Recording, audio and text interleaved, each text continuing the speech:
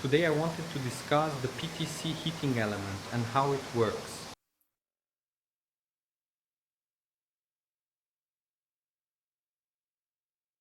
With ventilation, these heating elements are a wonderful thing, heating when it's freezing.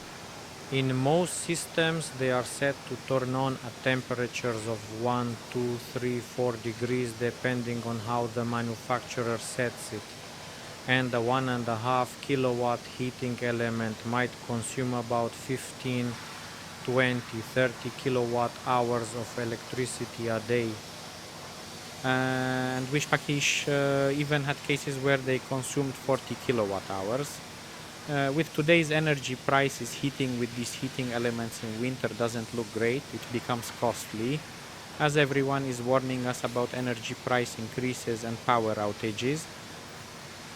To limit this in our systems, it's designed so that we can connect a glycol ground coupled heat exchanger, ducted air conditioning, a heat pump, take extra heating from the heat pump. We can also set up intermittent operation so that the unit works for 5 or 10 minutes in freezing temperatures of -8 or -10, and then rests for 50 minutes, and this way the heat exchanger won't freeze. Well, that's the easiest way is to install this heating element. So we developed this PTC heating element, and why? Because once the temperature increases, its resistance increases. If its resistance increases, it uses much less current. In addition to the fact that this heating element is 1.5 kilowatts, when we turn it on, it uses that 1.5 kilowatts, even more, but once it heats up, its power decreases, even to 100 watts or 0. When we plug it in, no air flows through it, so if there is no heat output, its power drops to 0. I will try to show you how AGDs works on a simple meter. But to continue discussing this heater, I would need to draw 2 or 3 characteristics for you. I will do that in a moment. It will explain and clarify a lot. First, I'll draw the resistance characteristics. Here we go.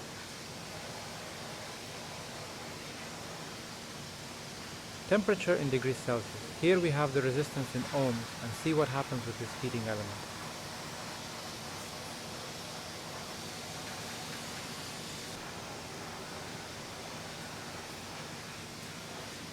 If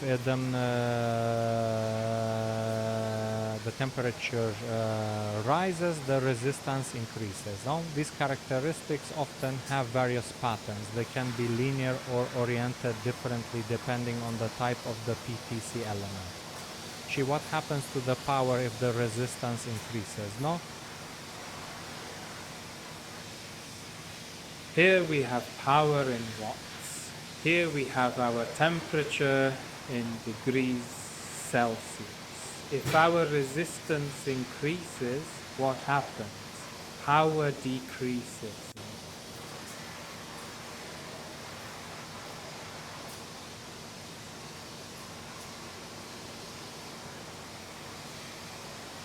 Once the temperature increases, the power decreases, meaning if the temperature is say 10 degrees, then the power is about 1.5 kilowatts or even more. If we reach a temperature of 50 degrees, the power drops to around 100 watts.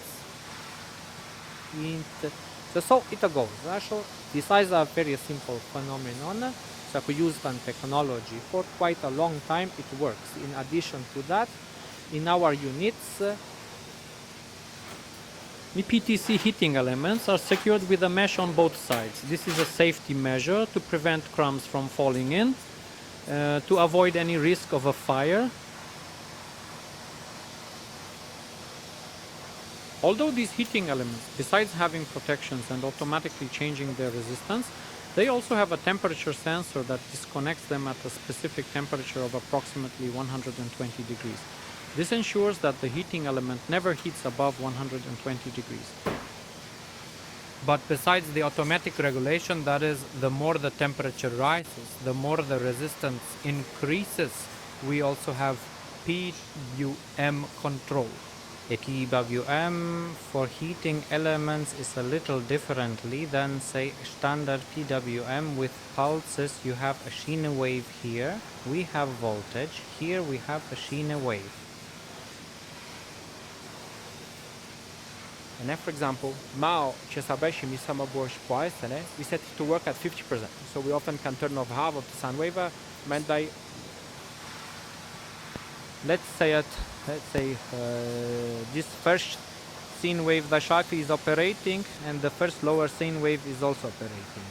We can set it like this. With resistive load, there is no problem at all. Then we have the heating element at 50% power.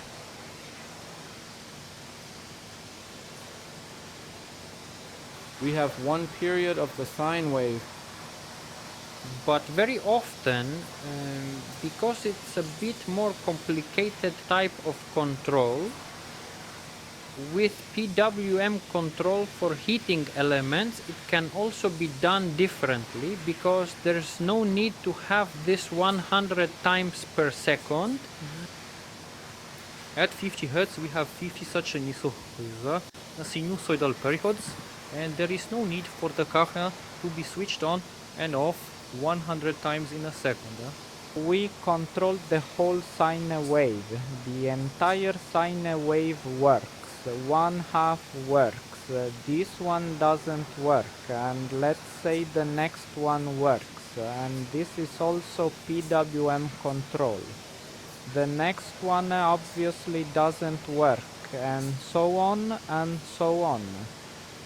This is sufficient. Turning on, say, 25 times per second. We don't have to do it 100 times, just 25, and it works too. And then we have the heating element at 50%. If we want it to run at 70%, we turn on this, and this sine wave.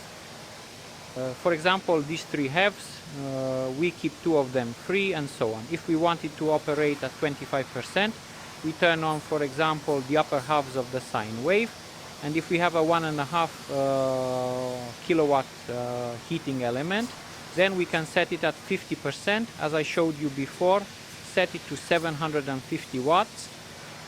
If we want, we can set it to 375 watts by, for example, turning on the upper parts. That also works with our systems to reduce the current. Besides the PTC heating element, which regulates power depending on the temperature, and when the temperature increases, the resistance increases.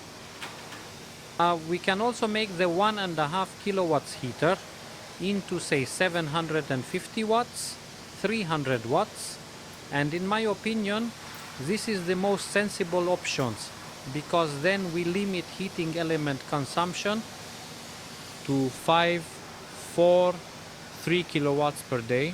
We can do it with PWM control, and it's the most reasonable, most logical control, and the cheapest heating if you really want to save. You won't find anything cheaper with these simple heating elements. A PTC heating element is the best solution. However, as I say, you can save money by having the heat recovery unit turned on for 5 minutes, 55 minutes of rest. We don't know what fuel people will be using. If energy prices rise significantly, there might be a situation where the carbon dioxide that we draw from outside may have a much higher concentration, not only carbon dioxide but also other compounds, than what we release from our house. So here we need to think this through for the winter. Each solution in each house will be individual, depending on what kind of neighbors one has and how they work with it, and depending on where the house is located. Now I will connect a little heating element for you. I will attach a simple wattmeter so you can see how much electricity it uses, how it looks. At the start it takes even more than 1.5 kilowatts, I suspect. Because to have a constant characteristic, it needs to be set somewhere at half capacity. Say if it's up to 110, it might be set at 60, 70, 90 degrees. At this flow temperature, it has 1.5 kilowatts with the initial startup current being higher, but you will see what will happen. We connect it directly to our simple watt hour meter, which you can buy on Allegro for 70 zloty. It doesn't have to be laboratory equipment. You do it like this: you connect the heating duct, the heating element, to an environmental chamber and test the resistance at the terminals. Now This is the easiest way, or you can simply let air flow by adjusting the stream. When we adjust the stream, we also apply a temperature sensor. These measurements are much more precise in the chamber. With the stream you might make errors of 5, 3 or even 10%. I will show you this on a very simple meter. I will show you the device and you will see everything right away. Here we have our meter for 70 zloty from Allegro, and we connect our PTC heating element. This is the cable, this is the heating element, so you know I'm not connecting anything else now. Here we go, we connect our heating element. How much is it? 1500, 1900 as it heats up, 2.5. Let's wait for it to heat up. Now our energy consumption is dropping. We have 2 kilowatts, 1.6 kilowatts, 1.5. See what happens with our little heating element. No air is flowing through it. Just to be clear, we already have 1000 watts. It is heating up. We have 0 watts because it turned off. It reached a temperature of 120 degrees. As I said, it will work at a level so as not to lie to you. When the airflow reaches around 200 to 300 cubic meters, it will work at a power of 1 kilowatt, 800 watts. If we do not limit it with this PWM and the characteristics, look, it keeps showing us 0. I'll disconnect it. I feel the temperature here. Indeed, the element has heated up, but there's simply no output because there's no airflow. I did it this way so that you could see this. Alright, let's reconnect it. What's happening? It shows us 0. And adesso qua ci sono to get it back on, we need a fan to take the heat, blow it through, and it will work. But now, here you go. It keeps showing us 0 because it's heated, and honestly I don't have a simpler, more reliable device today than a PTC heating device. It turns itself off. The thermal protection also works so that even at 1 kilowatt or at 800 watts it will turn off and you have that heat dissipated, and only then will it turn back on, and so it goes. I think this heating element won't ruin your family budget, and it will make logical sense for installation and execution. If someone has no other solution, in my opinion, this PTC heating element is the best solution. Look, it still hasn't turned on. Thank you for today. I will try to record and post a few videos now so that you have something to watch. We will discuss all issues related to ventilation.